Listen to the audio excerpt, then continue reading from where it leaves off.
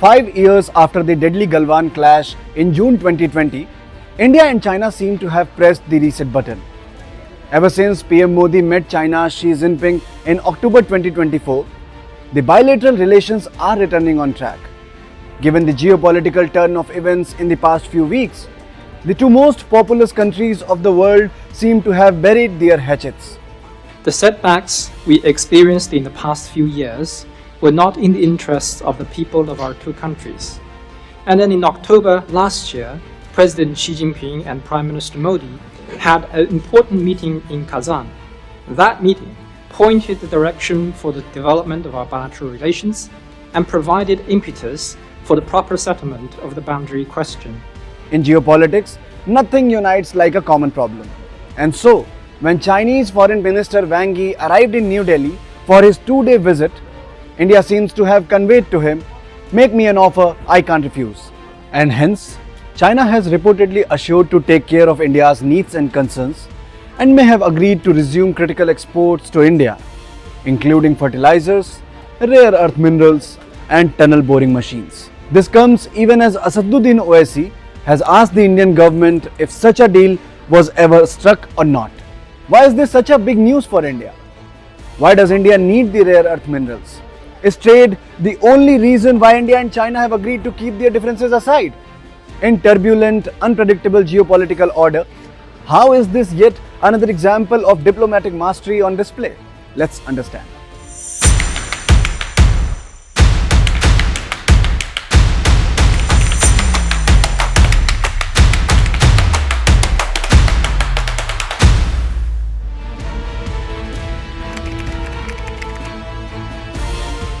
Rare earth minerals are crucial for high-end technology products like electric vehicles, drones and battery storage.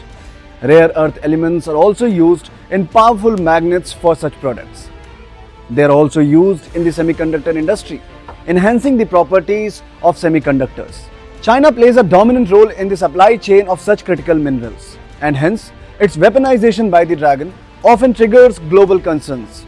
Ever since US President Donald Trump came to power and threatened countries with tariffs, this concern has grown manifold. In April 2025, China imposed restrictions on the export of 7 rare earth elements. The severity of this weaponization can be understood from the fact that major EV manufacturers in the US, including Tesla, GM, Rivian, suffered a huge blow after the Chinese restrictions. In order to reduce their reliance on China, most of these EV automakers have started investing to make their products rare earth free. China controls approximately 90% of the global rare earth magnet market. Even as India emphasizes on increasing the domestic production to reduce its reliance on imports, Beijing continues to remain a major supplier of these minerals. हमने उस बोझ से मुक्त होकर के mission mode में semiconductor के काम को आगे बढ़ाया। 6 अलग अलग सेमीकंडक्टर के यूनिट्स जमीन पर उतर रहे हैं। 4 नए यूनिट्स को हमने ऑलरेडी हरी झंडी दिखा दी है, ग्रीन सिग्नल दे दिया है। इसी वर्ष के अंत तक मेड इन इंडिया, भारत की बनी हुई, भारत में बनी हुई, भारत के लोगों द्वारा बनी हुई मेड इन इंडिया चिप्स बाजार में आ जाएगी। China agreeing to address key concerns of India has far-reaching implications. The decision comes at a time when President Donald Trump has suddenly turned hostile towards India. From calling India a dead economy to accusing it of funding the war in Europe, Trump has made a huge dent on India-US relation that was being carefully nurtured by the both sides in the past 25 years. Ironically, the same president has imposed a lesser tariff on China, which trades with Russia way more than what India does.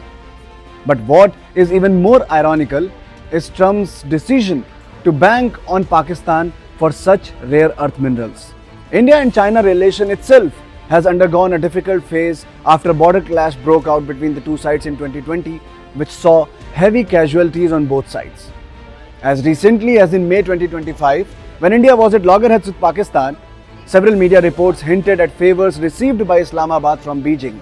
The recent meetings between the top leaders of both the countries, Prime Minister Narendra Modi's scheduled visit to China to attend SCO meet, de-escalation along the line of actual control and withdrawal of troops reveal that New Delhi and Beijing are inching closer.